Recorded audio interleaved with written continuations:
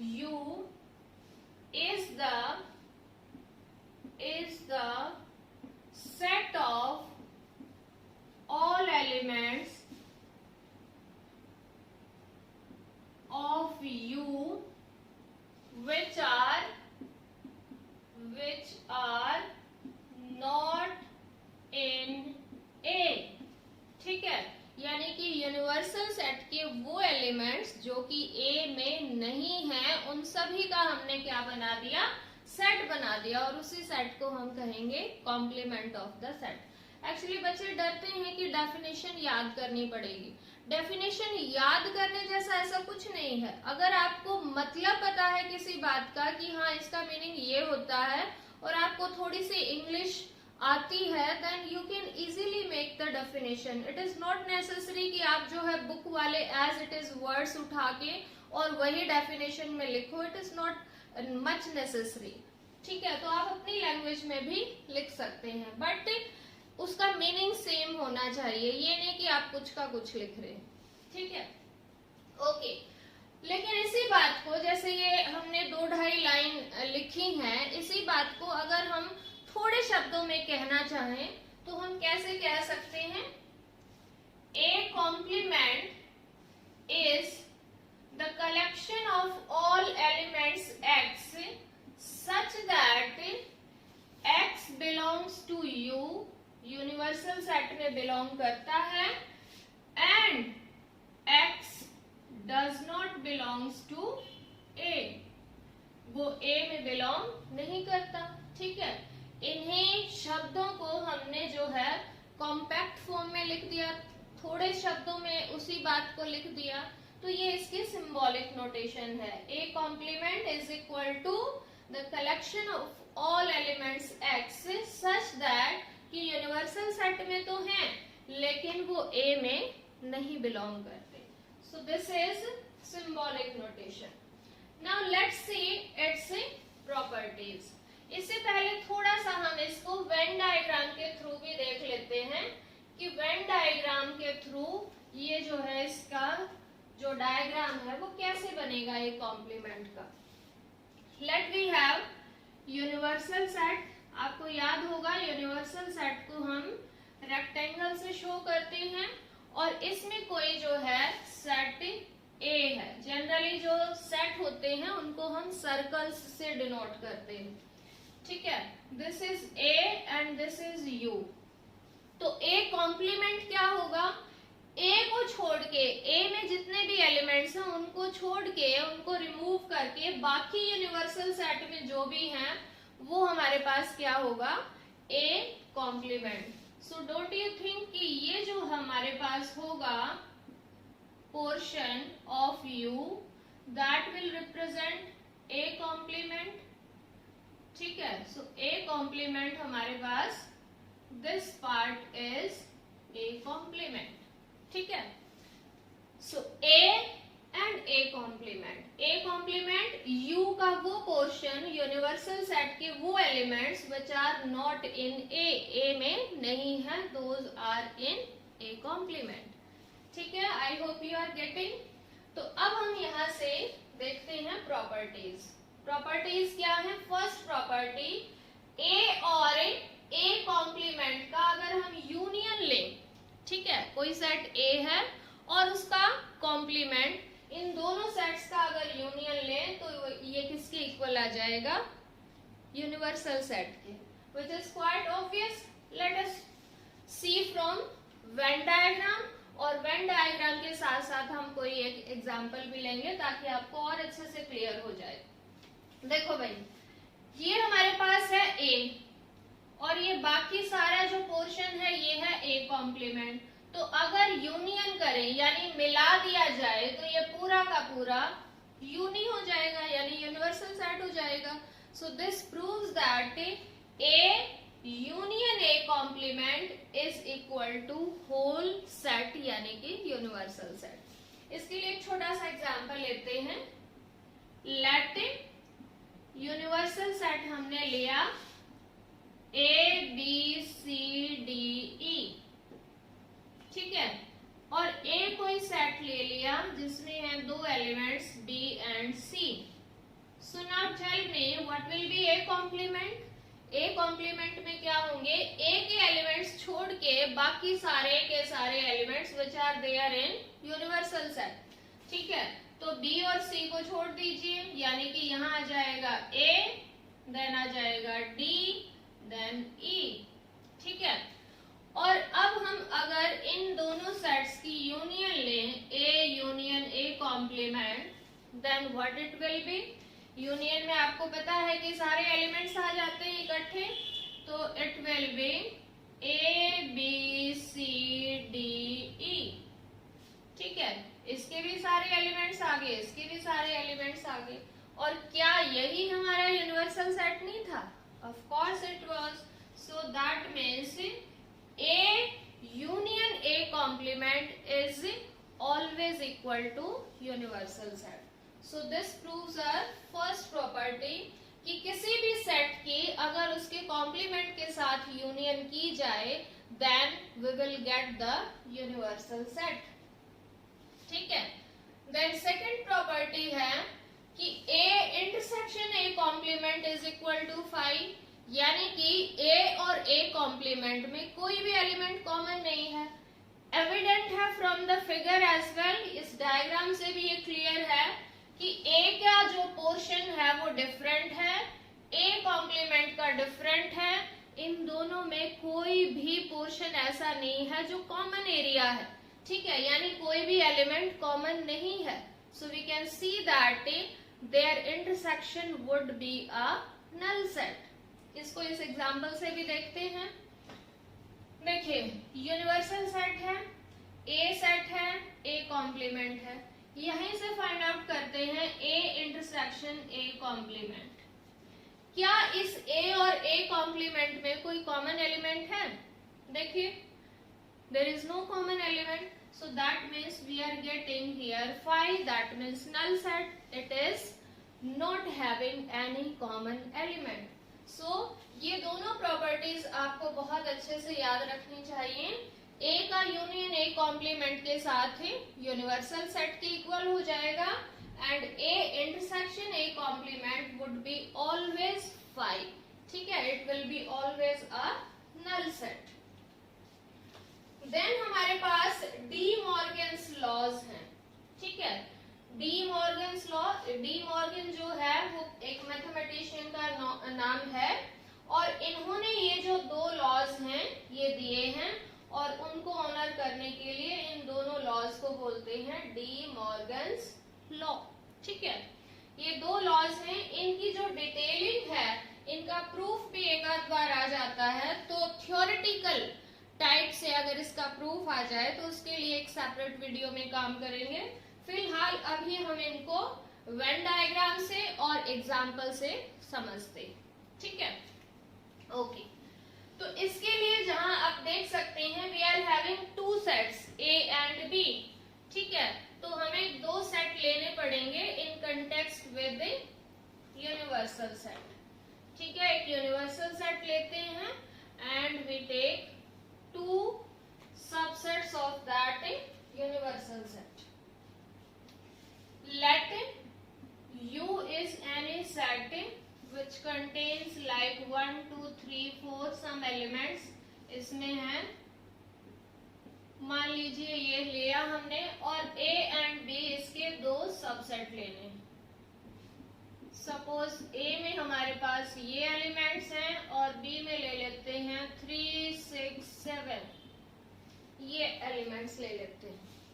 अब De Morgan law का जो फर्स्ट लॉ है वो क्या कहता है कि A यूनियन B कॉम्प्लीमेंट. ठीक है, इसका मतलब हमें A यूनियन B करना होगा. यहाँ से A यूनियन B, A और B ये दो सेट हैं, इनका यूनियन फाइंड आउट करेंगे. Means all the elements we will write together in a set. So it will contain 2, 3 को हम सिंगल टाइम लिखेंगे, देन 4, 6 एंड 7. एक और बात है, जरूरी नहीं है कि इनको असेंडिंग ऑर्डर में ही लिखा जाए, ऐसा कोई जरूरी नहीं है. यू मे राइट जैसा आपको अच्छा लगे, लेकिन असेंडिंग ऑर्डर में लिखने से थोड़ा सा वो अच्छा सा फील आता है कि हाँ ये सारे एलिमेंट्स ऐसे लिखे गए. अब जो है इसका हमें लेना है कॉम्प्लीमेंट। ओके, तो A union B whole complement.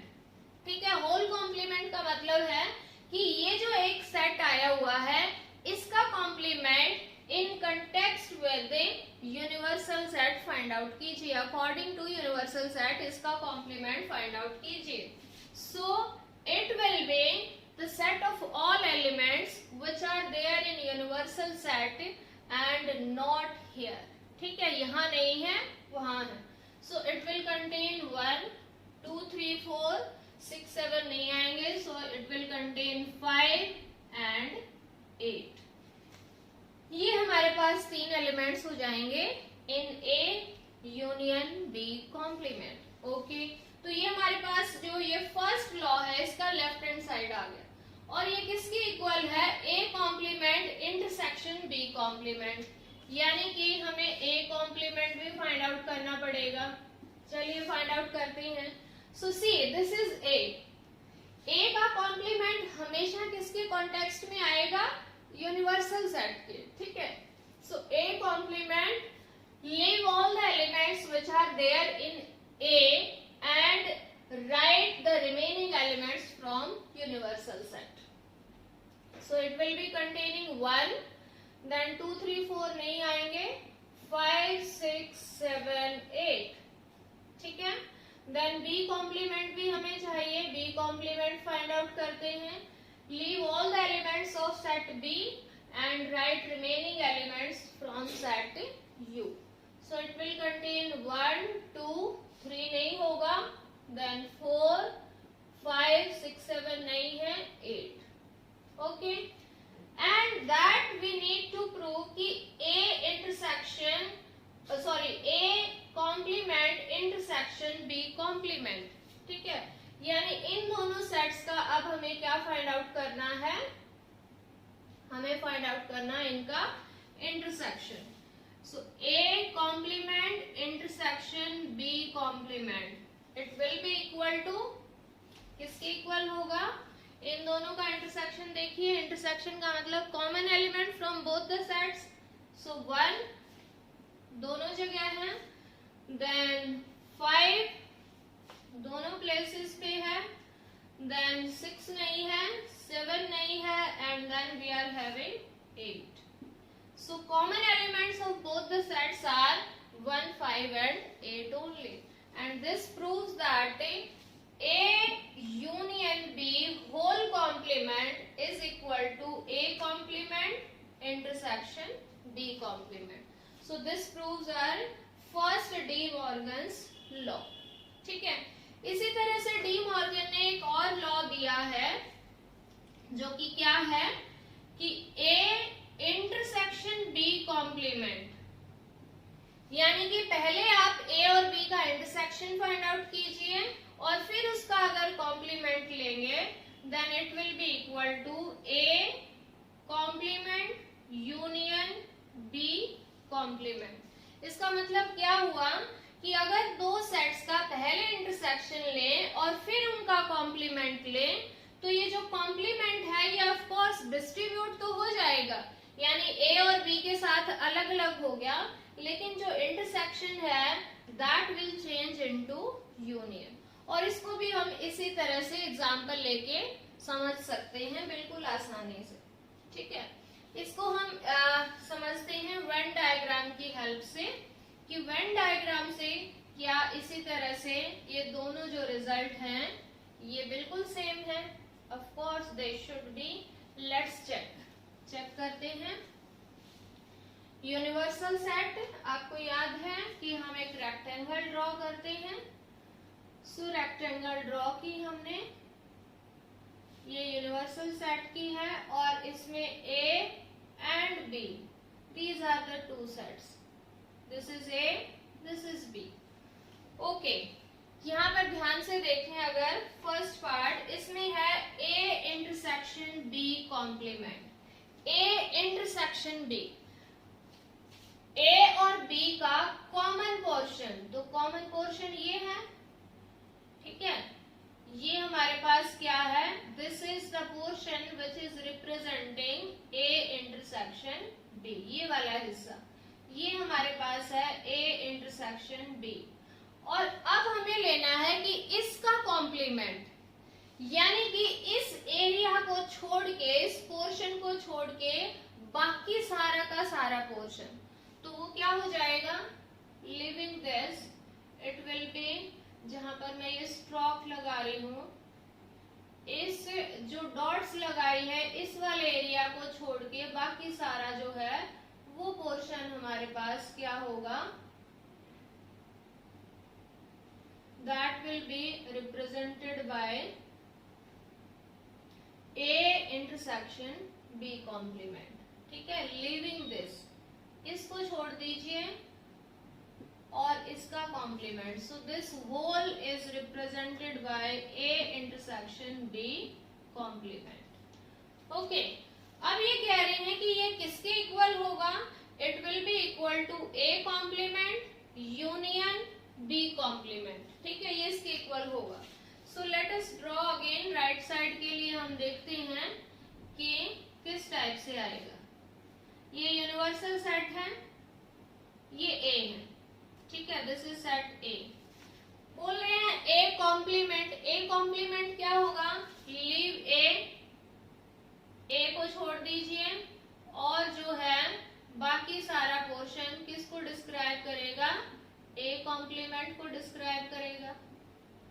ठीक है, सो दिस इज, जिसपे ये स्ट्रोक लग रहे हैं, this is the area, this is the portion which is representing A complement. And then B complement, B complement लिया हमने, बी ये सेट है, तो बी को छोड़ के बाकी सारा का सारा जो पोर्शन है, बी को हम छोड़ रहे हैं, इसमें मैं ये दूसरे तरह की लाइंस जो हैं वो यूज कर रही हूं। ठीक है, बी को छोड़ना है क्योंकि हम बी कॉम्प्लीमेंट ले रहे हैं। Okay, so this is the portion which we are using here. Okay, और अब इनके चाहे हमारे ऐसे स्ट्रोक गए हैं इस टाइप से और चाहे हमारे पास ऐसे स्ट्रोक आए हैं इस तरह से, इनकी हमें यूनियन लेनी है। यूनियन का मतलब क्या होता है, चाहे कोई एलिमेंट एक बार आया है, चाहे कोई एलिमेंट दो बार आया है, उनको हमें एक साथ लिखना है। तो इनका जो यूनियन है ये कंप्लीट यही वाला हिस्सा हो जाएगा। So this is representing A complement union B complement। यहाँ पर अगर आप फोकस करें, ध्यान दें, तो इसमें ये हिस्सा ऐसा है, ये वाला पोर्शन ऐसा है इस डायग्राम का, जहां पर एक बार भी हमने स्ट्रोक नहीं यूज किया है, दिस एरिया। ठीक है, तो इस एरिया को छोड़ के बाकी सारा का सारा किसको रिप्रेजेंट कर रहा है, A complement union B complement. यहां पर भी यही था। So which proves through diagram also that A intersection B complement is equal to A complement union B complement. यानी कि जो कॉम्प्लीमेंट है वो क्या कर देगा, जो इंटरसेक्शन है उसको चेंज कर देगा इनटू यूनियन, और यूनियन को किसमें, इन intersection. I hope you got through Venn diagram also, and you can prove this result through an example as well very easily, बहुत ही आसानी से। Actually ऐसे हमारे पास questions भी आएंगे तो तब भी हम इस बात को आसानी से प्रूव कर सकते हैं, बट इसको आपको याद रखना चाहिए। And as I said earlier, इसके जो है थ्योरम की तरह से भी, यानी कि हम वेन डायग्राम से भी प्रूव कर सकते हैं, एग्जाम्पल लेके भी प्रूव कर सकते हैं, बट थ्योरेटिकली भी इसको प्रूव किया जा सकता है, और उसके लिए एक अलग से वीडियो हम बनाएंगे। देन नेक्स्ट है फोर्थ है आपके पास से प्रॉपर्टी कि जो फाई का कॉम्प्लीमेंट है that is equal to universal set. देखिए, मान लीजिए आपके पास कोई यूनिवर्सल सेट है जिसमें कुछ एलिमेंट्स हैं 1 2 3 4, और फाई सेट क्या होता है, फाई इज नल सेट, इसमें तो एक भी एलिमेंट नहीं होता। ठीक है, तो हमें क्या करना है, फाई का कॉम्प्लीमेंट लेना है। फाई कॉम्प्लीमेंट का क्या मतलब है कि leave the elements which are there in this set and write all the elements from universal set. अब यहाँ पर तो एक भी एलिमेंट नहीं है, इसका मतलब हमें यहाँ से कुछ नहीं छोड़ना है, सारे के सारे एलिमेंट्स लिखने हैं। So we will get definitely कि जो फाई कॉम्प्लीमेंट है that will be equal to universal set, isn't that? और इसको हमें वेन डायग्राम से भी समझ सकते हैं। दिस इज यू और फाई, दैट मीन्स हमारे पास कोई भी सेट नहीं है। अगर आप लिखना चाहें तो इस टाइप से हमने कुछ एलिमेंट्स बना दिए और ये मान लीजिए हमारे पास फाई है, फाई यानी कि नल सेट। अब इसमें एक भी एलिमेंट नहीं है, so all the elements are there in U only, तो इसका complement will be equal to whole U, complete U के ही इक्वल हो जाएगा, क्योंकि सारे के सारे elements are outside from this set phi, phi के बाहर की तरफ हैं, तो इसका कॉम्प्लीमेंट लेंगे तो एक भी एलिमेंट हमें नहीं छोड़ना है, सारे के सारे एलिमेंट्स यू में ही होंगे, ठीक है। देन इसी का ऑपोजिट अगर हम देखें तो बोल रहे हैं यूनिवर्सल सेट का जो कॉम्प्लीमेंट है that will be equal to five. Definitely देखिए इस सेट का complement in context with this set only, यानी कि आपको अगर इस सेट का कॉम्प्लीमेंट लेना हो तो कैसे लेते हैं, हमें इस सेट के सारे एलिमेंट्स छोड़ने होते हैं यूनिवर्सल सेट में से, ठीक है। मैं इसको दो बार लिखती हूँ जानबूझ के। लेट अस सी, मैंने ये लिया 1 2 3 4, ओके। अब देखिए बोल रहे हैं कि ये सारे एलिमेंट्स यहाँ से छोड़ दीजिए और बाकी उस सेट के लिखिए। अब 1 भी छोड़ दिया, 2 भी छोड़ दिया, 3 भी छोड़ दिया, 4 भी छोड़ दिया, सारे एलिमेंट छोड़ दिए, तो भाई वहां बचा क्या? कुछ भी एलिमेंट, कोई भी एलिमेंट नहीं है। So definitely we are getting कि u complement will be equal to 5, उसमें कोई भी एलिमेंट नहीं होगा, that will be a null set, ठीक है। And lastly we have double complement, ठीक है। डबल कॉम्प्लीमेंट का क्या लॉ है, अगर हम किसी सेट का 2 बार कॉम्प्लीमेंट कर दें तो वापस से हमें वही सेट मिल जाता है, ठीक है। Let's check. ए हमने एक सेट लिया लाइक 2 3, ठीक है। ए कॉम्प्लीमेंट लिया, ए कॉम्प्लीमेंट क्या आएगा, 2 3 को यहाँ से छोड़ दीजिए, बाकी एलिमेंट्स लिख दीजिए, 1 4 आ गया। इसका फिर से कॉम्प्लीमेंट लेना है, यानी कि अब की बार इस सेट को मेन आपने कंसीडर करना है, इस सेट का फिर से कॉम्प्लीमेंट लेना है। ए कॉम्प्लीमेंट तो था ही, इसका फिर से कॉम्प्लीमेंट लेंगे तो अब की बार हमें क्या करना है कि इन एलिमेंट्स को छोड़ दीजिए और बाकी यूनिवर्सल सेट में से लिखिए। अब 1 4 को स्किप कर दें हम यहाँ से, 1 और 4 को, then which element we will be getting, will be getting 2 and 3 only. और ये जो 2 3 एलिमेंट्स हैं that is the set A, so that means we are getting कि ए कॉम्प्लीमेंट का कॉम्प्लीमेंट यानी डबल कॉम्प्लीमेंट अगर हम किसी सेट का लें तो वो किसके इक्वल हो जाएगा, वो खुद उसी सेट के ही इक्वल आ जाएगा, ठीक है। So these were the properties related to complement of a set, and now you can see the example which are very easy from NCERT. First example is universal set आपको given है, example number actually it is 20, example 20. Universal set you are given 1 2 3 up to 10. This is the universal set and A set has set of all odd numbers from this set 1 3 5 7 and 9, and you need to get the A complement.